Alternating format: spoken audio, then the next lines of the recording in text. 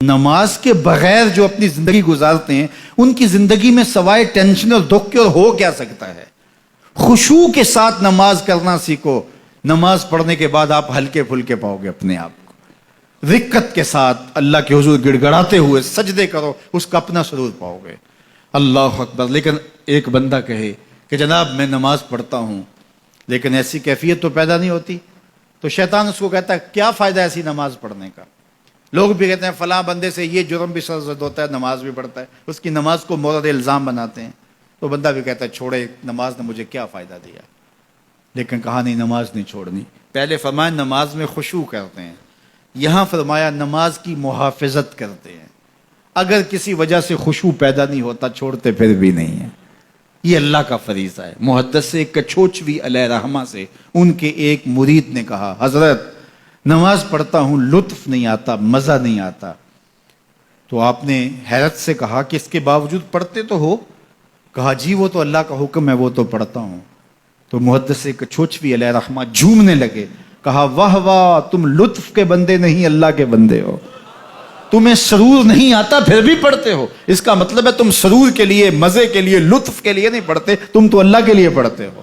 اللہ اکبر. تو بندہ سرور نہیں بھی آ رہا پھر بھی اپنے آپ کو کھینچ کے لا رہا ہے مسجد کے اندر. خیال تنگ کر رہے ہیں پھر بھی مصلی پہ اپنے آپ کو کھڑا کر رہا ہے. سوچیں اس کو آوارہ پتے کی طرح کبھی ادھر پھینکتی ہیں لیکن پھر بھی وہ کھڑا ہوا ہے کہ میں نماز پوری کر کے جانی ہے. بار بار کبھی بھولتا ہے لیکن پھر دوبارہ نیت مان کے کھڑا ہو جاتا ہے, نہیں میں پوری کر کے جانی ہے. یہ کیوں کرتا ہے؟ میرے اللہ کا حکم ہے. تو خشوع کی وہ کیفیت نہ بھی ہو تو کہا محافظت پھر بھی کرتے ہیں. یہ خوش نصیب لوگ ہیں. اولئک هم الوارثون. یہ لوگ وارث ہیں. یہ لوگ جن میں یہ خوبی ہیں یہ وارث ہیں. کس چیز کے وارث ہیں؟ مال کے, دولت کے, کوٹھیوں کے, کاروں کے, محلات کے. کہا الذین یرثون الفردوس. یہ جنت الفردوس کے وارث ہیں. ہم فیہا خالدون. اس جنت سے وہ کبھی الگ بھی اس میں ہمیشہ رہیں گے.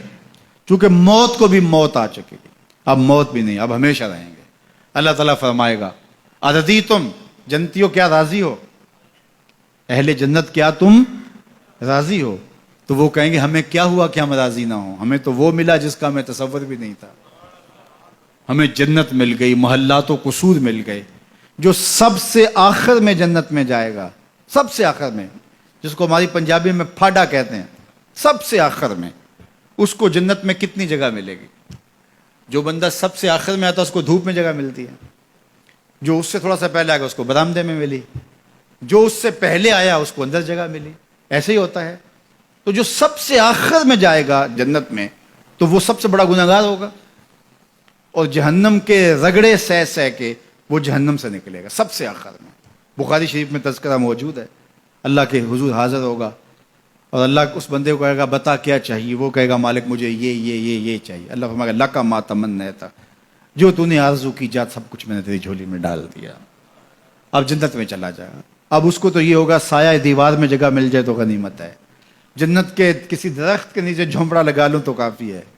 چلو کوئی 2 مرلے کا 3 مرلے کا کٹھیا بھی مل جائے تو کافی ہے. اس کے لیے تو اتنا ہی کافی کہ جہنم سے نکل گیا.